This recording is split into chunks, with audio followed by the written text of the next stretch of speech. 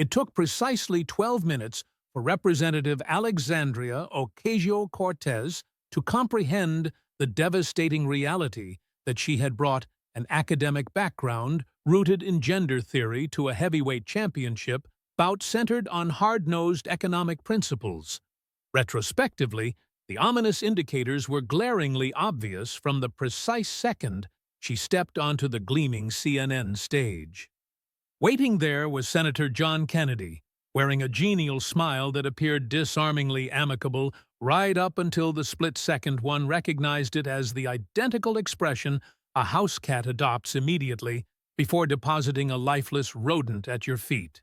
The tangible proof of his meticulous preparation was formidable, consisting of a yellow legal pad completely obscured by handwritten notes, a substantial pile of printed dossiers resting ominously to his right, and a coffee mug emblazoned with the slogan, "I Heart Capitalism."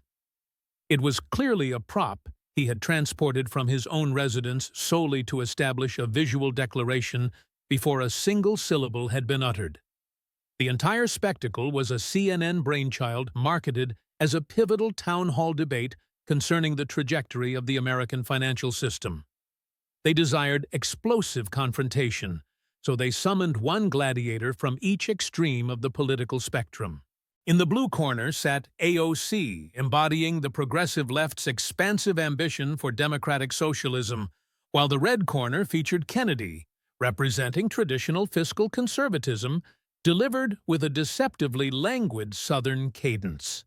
The studio audience was perfectly bisected to reflect this divide, with half the seats occupied by youthful, vibrant progressive activists who had presumably taken leave from various nonprofit roles to acclaim their idol. The opposing half consisted of older, weather-beaten conservatives who appeared to have been contributing to federal income taxes since long before AOC was even conceived. In the center sat the moderator, Jake Tapper, looking distinctly apprehensive, as if he intuitively sensed the impending train wreck, yet remained powerless to prevent it. Tapper initiated the proceedings with what should have been an effortless inquiry, teeing up the subject of inflation for discussion. AOC seized the opportunity, launching instantaneously into her standard, meticulously rehearsed monologue. She spoke with fervor about corporate avarice being the fundamental source of all economic tribulations, denouncing price gouging and painting a vivid tableau of billionaires pilfering prosperity from working-class households. She struck every single one of her talking points with practiced exactitude, utilizing the precise buzzwords that invariably performed well in 60-second TikTok snippets and accumulated thousands of zealous retweets from her devoted base. The progressive faction of the audience devoured it, applauding enthusiastically as she concluded her opening declaration. She appeared confident, harboring the belief that she was prevailing, but then Senator Kennedy leaned forward, and that amiable feline smile broadened just a fraction. "Representative Ocasio-Cortez," he began, speaking in that molasses-slow Louisiana drawl that makes every sentence sound as though it is being served alongside a glass of sweet tea on a veranda. "That is all truly interesting, but before we venture too deep into the weeds on this, I wonder if you could assist me with something. You see, I am just a simple country lawyer. Well, I am a senator now, but I still think that way, and I am experiencing a little difficulty following your explanation. Could you do me a quick favor and just define inflation for me, purely so we are all operating with the exact same comprehension?" AOC blinked, momentarily disoriented by the elementary nature of the solicitation. She recuperated rapidly, reiterating her previous argument with slightly increased emphasis, stating that inflation is when prices escalate because of rampant corporate rapacity. Kennedy interrupted her very gently, raising a hand. "No, ma'am. See, that is what you believe causes inflation. That is your theory. But I am asking you to define what the word inflation actually signifies. You know, the standard economic definition. Since you hold an economics degree from Boston University, so I am absolutely certain you learned the textbook definition back then. The snare had been set with masterful subtlety, and AOC had not even perceived the tripwire yet. What transpired over the subsequent few minutes was fated to become the most viral occurrence in political debating since the Biden-Palin matchups years ago. And if you believe that description is hyperbole, you need to wait until you witness the literal receipts Kennedy brought to the table. With the agonizing lethargy of a predator who understands its prey has nowhere to flee, Kennedy reached over to his stack of papers and extracted a specific document. He handled it with the utmost delicacy, like an attorney presenting crucial, damning evidence in a capital murder trial, which, given his background, made perfect sense. "Representative," he continued, holding the paper with both hands, "you graduated from Boston University with a degree in economics, which is genuinely impressive. I myself went to Vanderbilt and Oxford, but I confess I still struggle with long division sometimes," he quipped, and the self-deprecating joke elicited a genuine laugh from the audience, diffusing the tension for a brief second. "So I am sure with your extensive economics expertise you can help educate all of us simple folks about complex economic policy. And I am genuinely looking forward to learning something tonight." He held up the document so the cameras could capture a clear view of it, stating, "This right here is your college transcript. Well, parts of it anyway. The parts that became public record when you applied for that congressional internship back in college. The Freedom of Information Act is truly a wonderful thing, isn't it?" AOC's confident smile faltered slightly, and her eyes darted nervously to the paper. "Now I see here on this record that you took Introduction to Macroeconomics your freshman year, which is a good start. Then you took Introduction to Microeconomics your sophomore year, and then, let's see, one upper-level economics elective during your junior year, and that is it. 3 economics courses total." Kennedy looked up from the paper with exaggerated confusion, furrowing his brow, and remarked, "That seems a little light for an economics degree, doesn't it?" He flipped through a few more pages of the file and noted, "But I do see you took plenty of other fascinating courses. You took Gender and Sexuality in the Modern World. You took Intersectionality and Social Justice and Post-Colonial Theory. All fascinating subjects, I am sure, but they aren't exactly economics, are they?" He withdrew another sheet of paper for comparison. "This document lists Boston University's actual degree requirements for an economics major, stating students need a minimum of 12 specific economics courses, including econometrics, advanced micro and macro theory, monetary policy, and international economics. You took 3, so your degree is technically in economics and international relations with a very heavy emphasis on the IR part." He looked back down at her grade report, his finger tracing a line. "And that Introduction to Microeconomics class, that is the one where you learn the absolute basics about supply and demand curves, marginal cost, and market equilibrium, the foundational building blocks of the entire discipline. You got a C+ in that class, ma'am."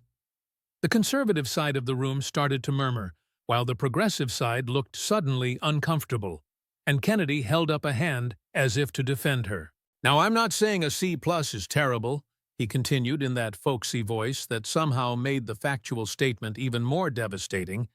"Heck, I got a C+ in statistics back at Vanderbilt, and I still managed to graduate. But the difference is, I don't go around proposing to completely redesign the entire statistical system of the United States of America based on that C+ understanding, because that would just be silly." Ocasio-Cortez, now visibly on the defensive, attempted to reclaim the narrative by straightening her posture and looking directly into the camera, trying to pivot away from her academic records. "Senator," she began, Economics isn't just about cold formulas, sterile graphs, or ancient textbooks. It is about real people. It is about understanding the struggles of working families and how the current system fails them. Kennedy didn't miss a beat, nodding along with her as if they were in total agreement. "Oh, I agree with you completely, ma'am," he said, his voice dropping an octave into a more serious tone. "Economics is absolutely about people. Specifically, it is about the people who lose their jobs and their livelihoods when politicians who earned C+s in basic economics try to implement sweeping policies they don't actually understand." But let's look closer at your professional economics expertise, because after college you graduated and then you became a professional economist, right? He paused, letting the silence hang in the air for a heavy moment while AOC remained silent with her jaw set. "Oh, wait, that is right," Kennedy continued, tapping his temple as if just remembering. "You didn't do that. You became a bartender. Now, don't get me wrong. That is honest work, and I have a deep respect for that, since my own daddy owned a small business, and I was raised to believe that honest work is honest work, no matter what it is. But representative, tending bar and mixing drinks isn't exactly the same thing as working at the Federal Reserve. You didn't become an economist, you didn't work in the high-stakes world of finance, and you didn't even become a junior accountant. You poured beers and served cocktails, which requires a set of skills like people skills and multitasking. But those aren't the skills required to manage a national economy."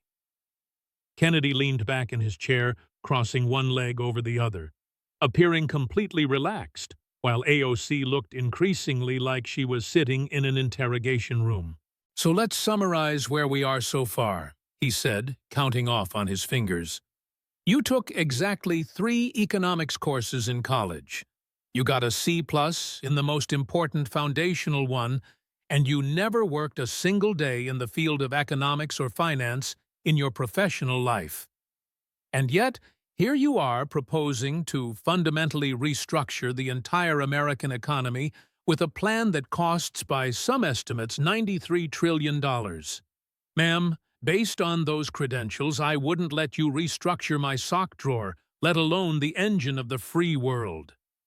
The room erupted, with one half of the audience breaking into thunderous applause and cheers of encouragement, while the other half shouted in outrage, calling the remarks sexist or condescending. Jake Tapper gripped his moderator's desk, trying desperately to restore some semblance of order as the noise level spiked. AOC's face was now flushed a deep red, her teeth clenched as she waited for the noise to die down so she could strike back, and she started to open her mouth to respond. But Kennedy wasn't quite finished with his opening salvo. "And just so we are crystal clear, representative," he added, leaning over the desk toward her, "I am not making fun of bartenders, for I have nothing but respect for the service industry. What I am making fun of are bartenders who think that the experience of pouring a beer somehow qualifies them to redesign the entire system of global capitalism. There is a massive difference between the two, and the American people deserve to know which one they're getting." He looked at the audience and then back at the camera with a wink. "And folks, believe it or not, that was just the warm-up, because I've got 7 more rounds loaded and ready to go." As the show cut to a commercial break, the tension in the room was palpable, as CNN clearly needed the time to process the sheer intensity of what was happening on their stage. When the cameras went dark, the atmosphere didn't cool down. If anything, the energy in the studio became even more electric, and Tapper was seen talking urgently into his earpiece, likely receiving new instructions on how to handle a debate that had gone completely off the rails of polite political discourse. When they returned from the break, Tapper tried to steer the conversation toward what he likely thought was safer, more neutral ground by suggesting they discuss tax policy. Kennedy perked up immediately, his eyes sparkling with renewed interest as he said, "Oh, good. Taxes. I love talking about taxes. It's one of my favorite subjects. He turned his attention back to AOC and said, Representative, you talk quite a lot about the rich paying their fair share, and I actually agree with you completely on that principle. So with that in mind, let's talk about your trip to the Met Gala. AOC's eyes widened slightly because she knew exactly where this was going, and the common ground Kennedy mentioned was clearly a cliff he was about to push her over. Kennedy reached into his stack of documents and pulled out several high-quality, glossy color photos, saying, September 2021, you attended the Met Gala wearing a very lovely, very expensive-looking white dress with the words, Tax the Rich, splashed across the back in giant red letters. It was very striking, and it made quite the statement, didn't it? The dress was designed by Aurora James, a very talented designer. And now, as we all know, tickets to the Met Gala cost a cool $35,000 each. He held the photos out so the audience and the millions watching at home could see AOC in her gown surrounded by high society celebrities, flash bulbs, and the kind of luxury that defines the top 1%. Now, you claimed at the time that the ticket was borrowed or gifted to you, and the designer said you were her personal guest, which is fine and wonderful. But here is where my simple country lawyer brain starts to get a little confused. Senator Kennedy reached for his legal pad, his pen hovering over the paper like a surgeon about to make the first incision. The Internal Revenue Service, he began, has these pesky little things called rules, specifically rules about gifts and benefits. You see, according to the tax code, anything over a certain value, currently $15,000, that is given to an individual, has to be reported as income, and more importantly, it has to be taxed. He began to write in large, bold numbers on his pad, turning it so the cameras could broadcast the math to every living room in America. Let's do some basic arithmetic, starting with the ticket price of $35,000. Then we have that custom-made designer dress, which based on similar pieces by that same designer, we can conservatively estimate the value at somewhere between $60,000 and $80,000. Add in professional hair and makeup, which likely cost several thousand, and the various luxury accessories. So let's just call those a flat $5,000. When you add it all up, we are looking at a total value of roughly $100,000 in free goods and services provided to you for that one single evening. Kennedy looked up from his pad, his eyes locking onto AOC's. Now, Representative, I've taken the liberty of looking through your financial disclosure forms for the year 2021 as a member of Congress, since those are public records. I've looked through every page, and I don't see any reporting of these gifts, not a single cent. Now, the tax liability on $100,000 of additional income at your specific tax bracket would be somewhere in the neighborhood of $35,000 to $40,000. So my question is very simple. Did you pay taxes on this $100,000 gift? The silence that followed was heavy and uncomfortable, and for a few seconds the only sound was the faint hum of the studio lights. Kennedy didn't let the silence break. He leaned into it.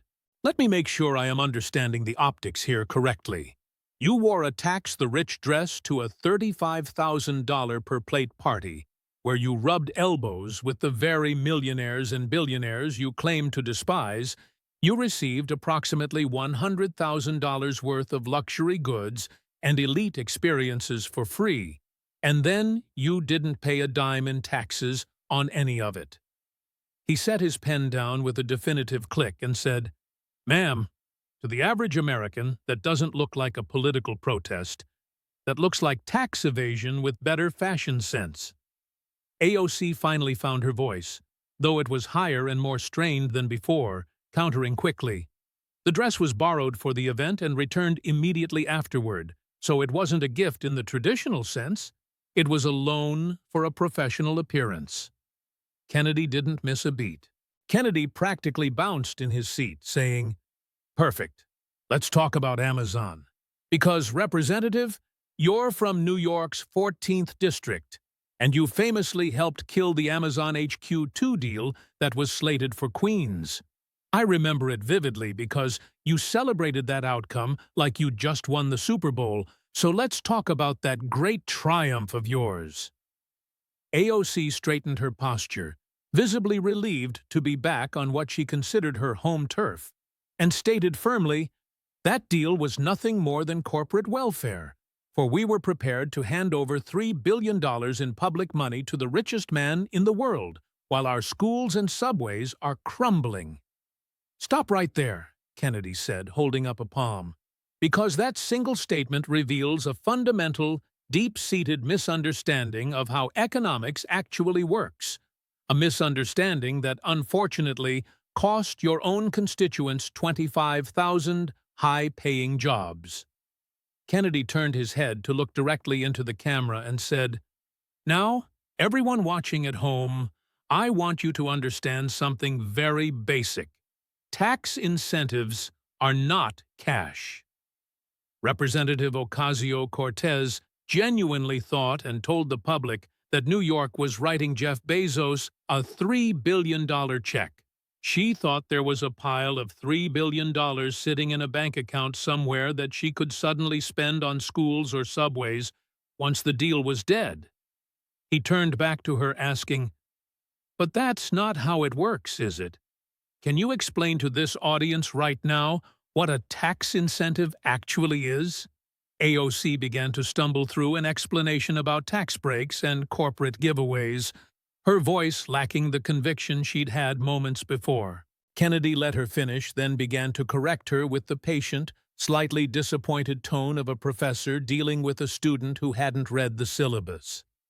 If Amazon doesn't come to New York gets $0 tax dollars from Amazon, zero.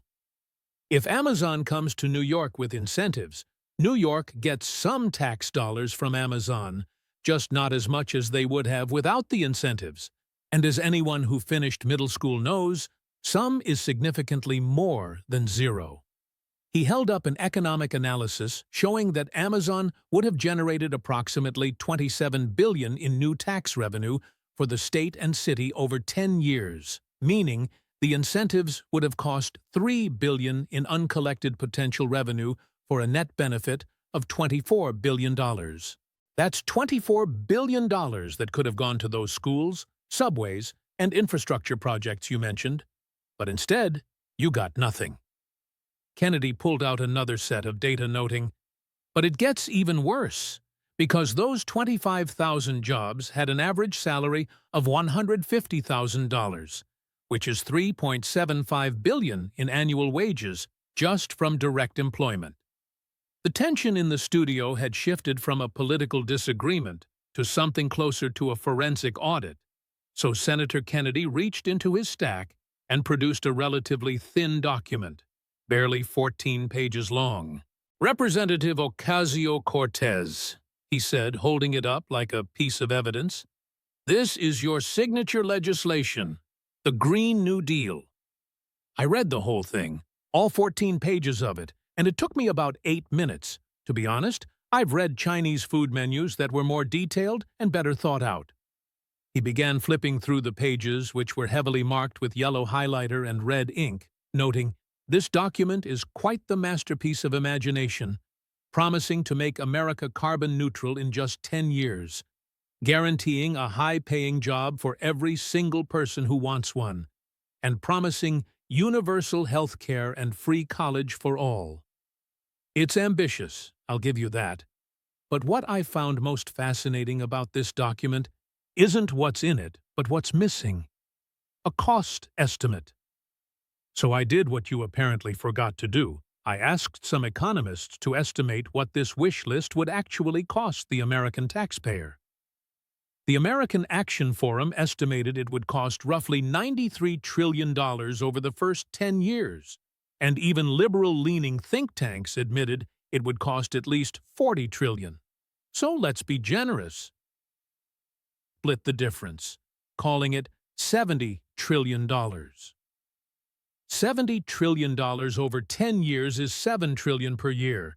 And for context, the entire federal revenue for 2022, every cent we collected in income taxes, corporate taxes, and payroll taxes was about $4.4 trillion. Your plan costs significantly more per year than the entire United States government actually collects. So the obvious question is, how do you plan to pay for it? AOC shifted in her seat, trying to regain her footing, and began falling back on her standard rhetorical defense about taxing billionaires. Let's talk about reality, because your plan promises to retrofit or rebuild every building in America in 10 years. There are approximately 136 million buildings in this country. So to do that in a decade, you have 3,650 days, which means your plan requires us to retrofit or rebuild 37,000 buildings every single day, including weekends and holidays, for 10 years straight. He looked at her over his glasses and said, "Ma'am, there aren't enough construction workers in America to do that. There aren't enough raw materials on the planet. The supply chains don't exist, and the laws of physics don't allow it." He pulled out a map. "You also promised to eliminate air travel and replace it with high-speed rail, but the distance from New York to Los Angeles is 2,800 miles, and even the fastest high-speed rail in the world in China tops out around 200 miles per hour. Senator Kennedy paused to take a sip from his I Heart Capitalism mug, letting the weight of the previous round sink in as AOC was visibly rattled. "Representative," he said, leaning back comfortably, "you talk a lot about income inequality, and you speak passionately about how the rich are getting richer, while working people are struggling just to keep their heads above water. You've built your entire political brand on the idea that we need to aggressively redistribute wealth, so I'd like to talk about your personal wealth for a moment." He pulled out a set of financial disclosure forms and said, "When you were first elected in 2018, your disclosure showed you had about $15,000 in total savings, which was a compelling story. But let's look at your life now, Representative. Specifically, what kind of car do you drive?" "It's a Tesla, isn't it?" Kennedy said, not waiting for an answer, pulling out several photos. "Specifically, a Tesla Model 3. And the one you're driving in these photos, with the specific features visible, probably cost closer to $50,000. My question is simple. How did a working-class hero afford a $50,000 luxury electric vehicle so quickly? You make $174,000 a year, which puts you comfortably in the top 10% of all American earners by every objective metric in this country. You maintain an apartment in Washington, D.C., in the Navy Yard neighborhood, where rent runs between $3,000 and $4,000 a month, plus a residence back in New York, plus travel, designer clothes, and professional styling. When I add up your likely required expenses and taxes, you're left with maybe $14,000 a year for savings, and yet you went from $15,000 in total savings to owning a $50,000 luxury car in just a few years." Senator Kennedy took a long, measured pause, adjusting his glasses as the atmosphere in the room shifted and his voice took on a quieter, almost somber quality. "Representative Ocasio-Cortez," he began, "let's talk about your grandmother, because this one is a bit more personal, and I think it's important. After the devastating impact of Hurricane Maria on Puerto Rico in 2017, you spoke frequently and very emotionally about the suffering of your family on the island. You painted a harrowing picture for your millions of followers, saying your grandmother was living in truly terrible squalid conditions with a damaged roof that leaked and no consistent power for years. It was a compelling, heartbreaking story of a family left behind by the government, and you blamed the Trump administration entirely for her continued suffering years after the storm had passed. That's when Matt Walsh, a conservative commentator you certainly don't agree with, decided to take you at your word and organized a GoFundMe campaign. Within hours, regular Americans of all political persuasions had donated over $100,000 specifically for your grandmother to fix her roof, restore her power, and ensure she was safe. And you know what you did. You refused the money. Your office released a statement calling the fundraiser a stunt, and you turned away $100,000 in actual tangible aid simply because the money came from the wrong political team. But here is the real kicker, Representative. Reporters actually went to Puerto Rico to check on your grandmother, and they found the house you had described as a ruin was fine. The repairs had been completed long ago, and she was living comfortably. You told the country she was suffering to score political points, and when people offered actual money to fix the problem you claimed existed, you rejected it because accepting it would have ruined your narrative. Representative, Kennedy said, his tone shifting back to a conversational register, let's talk about that specific building you live in at the Navy Yard.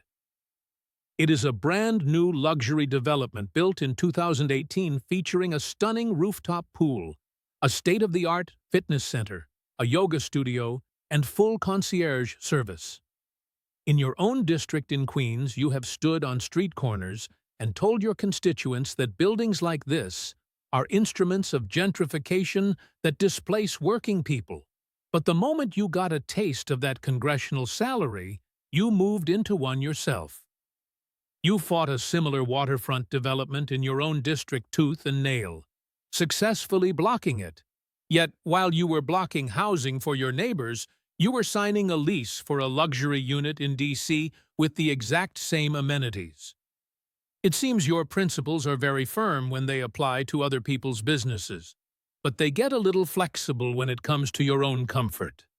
Senator Kennedy took a moment to organize his final set of documents, preparing for the closing argument of a systematic dismantling. Let's talk about small businesses, the backbone of the American economy, and how you truly feel about the men and women who risk everything to open a shop. Since you entered Congress in 2019, there have been 17 major bills specifically designed to provide relief or capital access to small businesses, and you voted for exactly 2 out of 17. You voted no on the Small Business Relief Act, you voted no on the Paycheck Protection Program extension, and you voted no on reducing red tape for loans. During the pandemic, your district in New York lost 3,400 small businesses permanently. And while those family businesses were dying, the big chains you claim to oppose like Target and Amazon thrived. You stood by while 3,400 dreams disappeared in your district, doing more for Jeff Bezos's market share in 1 year than a decade of Republican tax cuts ever could.